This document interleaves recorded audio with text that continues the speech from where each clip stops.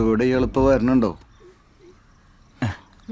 ഒരു മിനിറ്റ്, ഒന്ന് വെയിറ്റ് ചെയ്യേണ്ടി വരും. മൂപ്പർ ഒരു ആവാഹനത്തിലാണ്. ശരി. വാഹനത്തിലോ? വാഹനത്തിലോ? ആവാഹനത്തിൽ.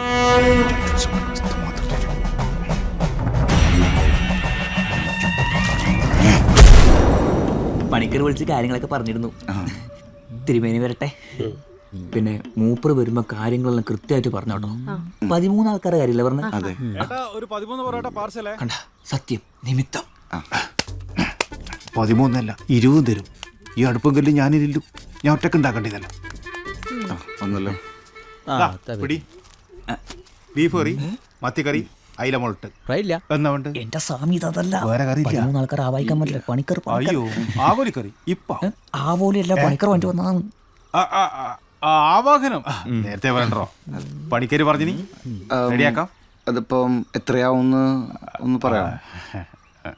13 ആത്മാക്കള് കുറച്ച് കഠിനാണ്. ഒരു 10,000 രൂപ വെച്ചിട്ട് ഒരു 2 10 20 ഒന്ന് കൂട്ടിയോ കൂടാ. വെയിറ്റ് ശരി, വെയിറ്റ് ചെയ്യാം. ഏണിമാമ മതിയാ? 10,000 പൂജ്യം വേണ്ടേ? വേണം. 1,30,000 രൂപ. പിന്നെ എൻ്റെ 2,000 രൂപ. സ്വാമി എന്ത് എന്താ കാര്യം? ഓനൊരു 1,000 രൂപ കൊടുക്കണം. 1,33,000 രൂപ. അല്ല, 13 ആൾക്കാർ നമ്മൾ ഒരുമിച്ച് കൊണ്ടുപോകാണല്ലോ, അപ്പൊ എന്തെങ്കിലും ഒരു ഡിസ്കൗണ്ട് ഉണ്ടാവില്ലേ? ഈശ്വരാ, സുഹൃതക്ഷേമം, ആത്മാക്കൾക്ക് ഡിസ്കൗണ്ടാ? എന്തായി പറയുന്നത്? നമുക്ക് വാവനെല്ലാം കാക്ക നമ്മളെ വീട്ടിലേക്ക് വരും. 10 പൈസ കൊടുക്കണ്ട, ഫ്രീയാ. ഇതോ 13 ആത്മാക്കളെ ആവാഹിക്കണം. കുറച്ച് പണിയുണ്ട്. ഈ ആത്മാക്കളെ കാര്യത്തിൽ ഞാൻ അകടെ പിടിച്ചിട്ടാ കുറക്കണ്ട്. ഒരു കാര്യം ചെയ്യാം, ഈ ആത്മാവിന്ന് ഒരു 500 രൂപ അങ്ങനെ കഴിച്ചേ. ആയിക്കോട്ടെ, ഒരു നല്ല കാര്യത്തിനല്ലേ, ഞാൻ പിന്നെ ഇടപെടാക്കി തരും. എന്നാ പിന്നെ അങ്ങനെ ആയിക്കോട്ടെ. നിങ്ങൾ അങ്ങോട്ടും ഇങ്ങോട്ടും കൺഫ്യൂഷൻ ആക്കണ്ട. നിങ്ങൾ വലിയ കൂട്ടുകാരല്ലേ, നിങ്ങൾ ഒന്ന് ഒത്തുപിടിച്ചാ അടിപൊളിയാക്ക സംഭവം. അടിപൊളിയാക്കേ? അല്ല, അയ്യോ, നമ്മളെ പൊറോട്ട അടി പിടിച്ചിട്ടുണ്ടാവുക. ദിവ്യനാണ്, ദിവ്യൻ. അപ്പൊ പറഞ്ഞൊക്കെ ഓക്കെ. കണ്ടിട്ട് പവറുള്ള ആളാന്ന് തോന്നുന്നുണ്ട്. ആണല്ലേ? എന്താണത്?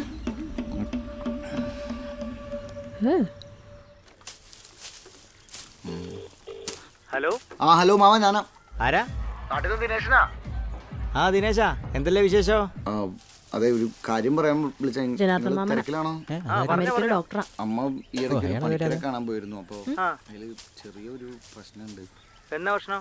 പ്രശ്നം വെച്ച് നോക്കിയപ്പോ ഇവിടെ തറവാട്ടില് 13 ആത്മാക്കളുണ്ട്. ആത്മാക്കളാ? അതിലൊന്ന് നിങ്ങളുടെ അച്ഛനാ. അപ്പൊ അതിനൊരു പ്രതിവിധിയായിട്ട് എന്തെങ്കിലും ചെയ്യണമെന്നാ പറയണത്. അത് നല്ല കാര്യം ദിനേശാ.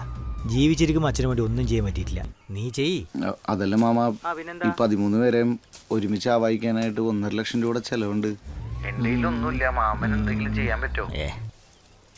മാമ മാമ അത് പിന്നെ ദിനേശാ, തൽക്കാലം എൻ്റെ അച്ഛനെ കൊണ്ട് ഇവിടെ ഒരു ബുദ്ധിമുട്ടുമില്ല. പിന്നെ ഭാവിയിൽ പ്രശ്നങ്ങൾ വരികയാണെങ്കിൽ ഞാൻ എന്നെ വിളിക്കാം. എന്നാ ശരി. അല്ല, ഒരു 10,000 കുറച്ച് മതി. ബാക്കി ക്യാഷ് ആയിട്ട് തരാൻ പറ്റുമോ? ഇല്ല. ഞാൻ ഇവനെ പറഞ്ഞോടാ. ഹലോ, കേൾക്കണില്ല. റേഞ്ച് ഉണ്ടോ? ഹലോ. നടക്കൂ.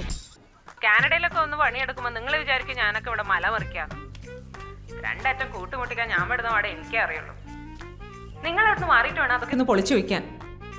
ഇനിയും കാത്തിരിക്കാൻ വയ്യട്ടോ. അവസാനം ഞങ്ങൾ കുടുംബക്കാരെല്ലാം കൂടെ ഇറക്കി വിട്ടെന്ന് പറയിപ്പിക്കരുതേ. ഇതൊക്കെ മുക്കുകൊണ്ടായിപ്പോയി മോനെ, അല്ലെങ്കിൽ നിനക്ക് ഞാൻ ഒരു തരുമായിരുന്നു. സാറിലടാ, എൻ്റെ കയ്യിൽ വേറൊരു ഐഡിയ ഉണ്ട്.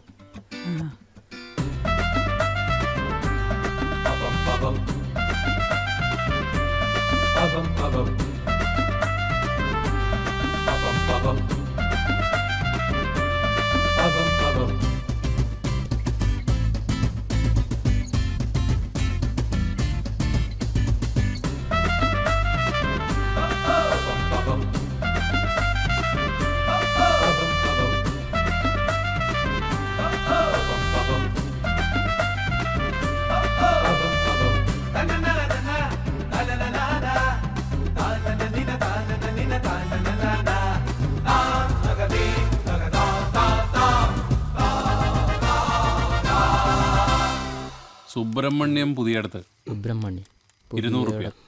200. രാമകൃഷ്ണൻ എന്തിനാത്? വീട് പണിക്ക്. ആരുടെ? ദിനേശന്റെ. ആ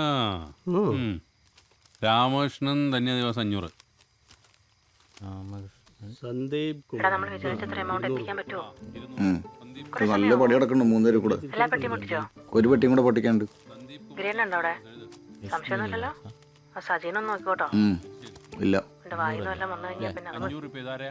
ഗ്രേഡിനെ ഫേസ് ചെയ്യാൻ പറ്റാത്തതുകൊണ്ട് ഞാൻ തന്നെ അങ്ങോട്ട് വരാഞ്ഞേ. എന്തായാലും അവിടെ ഉള്ളവരൊക്കെ നോക്കിക്കോട്ടോ. ഞാൻ അടുത്ത പരിപാടി കഴിഞ്ഞിട്ട് എനിക്ക് മെസ്സേജ് ചെയ്യാം. എടാ ഫുള്ള് കൗണ്ട് ചെയ്തിട്ട് നീ വിളിച്ചു പറയണേ എമൗണ്ട് എത്ര ഉണ്ടെന്ന്. എന്നിട്ട് ഞാൻ ഉറങ്ങുള്ളൂ. ആയിട്ടേക്കാം അയക്കാന്ന്. സുഗുണാനന്ദന. 500 ഓ എഴുത്തുമായനെ അറിയില്ല, ഇവനെ കൊണ്ട് തോറ്റു. സുഗുണാനന്ദൻ ആവന്തിക 200 രൂപ. ചായ കുടിച്ചോളിട്ടാ. ആ ചായ വന്നോ? കഴിക്കാനൊന്നുമില്ലേ? 500. ആ അച്ചപ്പണ്ട്. ഗീതാ സെബാസ്റ്റിന് 200. ഇതാ ശബാസ്റ്റിനോ? ചായ കുടിക്ക്. അതെന്താ? ഗിരി ഒരു 200 റുപ്യ മീൻകാരന് കൊടുക്കാനാ. ആ പോ അതെ,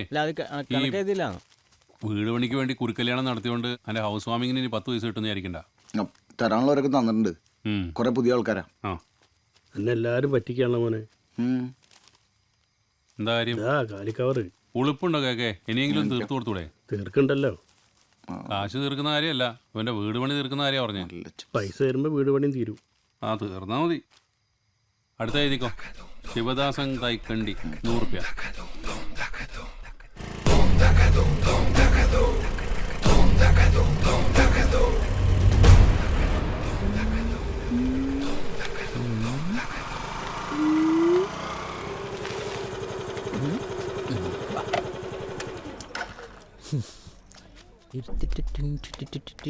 ചേച്ചേ ആവാനത്തിലുള്ള സാധനം കൊണ്ടുവന്നിട്ടുണ്ട്. എടാ പൊട്ടാ, നീ എന്തിനാ അതുകൊണ്ട് ഇങ്ങോട്ട് വന്നത്? പിന്നെ അത് വീട്ടിൽ തട്ടമ്പുറത്തോണ്ട് വെക്കാല്ലേ ദിനേശേട്ടൻ പറഞ്ഞേ. ദിനേശ് ചേട്ടനോ? ഇപ്പോ നീ വന്നേ, വന്നടാ, വാ, നീ വന്നേ. നീ ഇത് കൊളാക്കോ?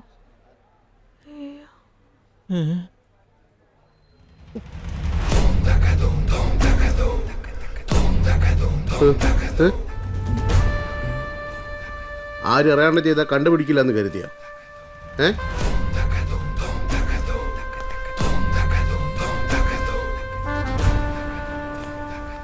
തരുമോ? ഉഷാറായിട്ടുണ്ട് കേട്ടാ.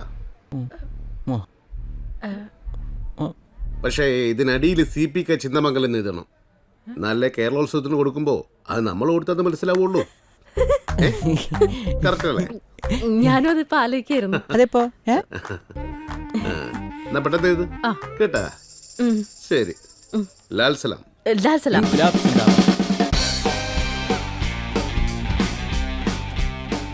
നല്ല മുഖം അല്ലേ?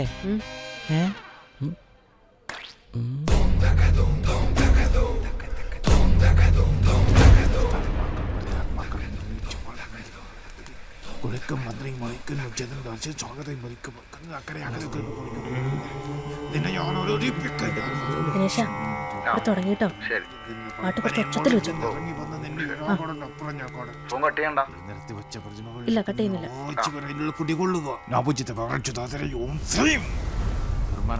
പന്തും വിളക്കും പോരെന്നേര് കത്തിക്കയാള് എല്ലാം കത്തിക്കുന്ന തോന്നുന്നു. തുടങ്ങാൻ പോകുന്നു. നെയ്യെടുക്കുക. ആശാനെ നെയ്യില്ല, ഡാൽട്ട. പിന്നെ വേറെ പാടാ. മരിച്ച ആത്മാക്കൾ ചിലപ്പോ പൊറോട്ട എന്നിട്ടാ മരിച്ചെങ്കിലോ. അതെ, ഞാനെന്നാ താഴത്തേക്ക് പോട്ടെ. അച്ഛമ്മക്ക് ഇനി സംശയമൊന്നും തോന്നണ്ട.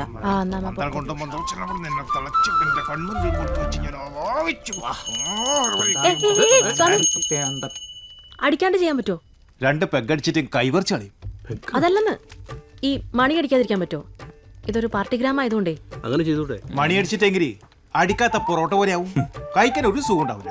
പിന്നെ 10-13 ആള് ഈ മണിയടിന്റെ ശബ്ദം കടിച്ച് വെറുത്തിട്ട് പോണം ഇല കയറി പോകാൻ വേണ്ടിട്ട്. വലിയ പണിയാണ്. നടക്കൂല കേട്ടോ, ഇവിടെ വന്നടി നടന്നോണ്ടിരിക്കുക. ഞാൻ വോളിയം കൂട്ടി വെക്കാം. അല്ലെങ്കിൽ പണിയാവും. ആ പറഞ്ഞാ മതി. ഞാൻ ഇവിടെ സജിലൂടെ ഉണ്ട്.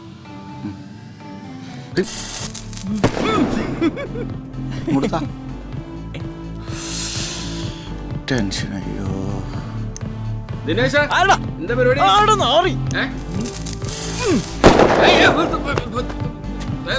ഞാനാ നീലാക്ഷ മാഷ. ആ അത് നിങ്ങളെ ആളാ മാതൃസംഘം.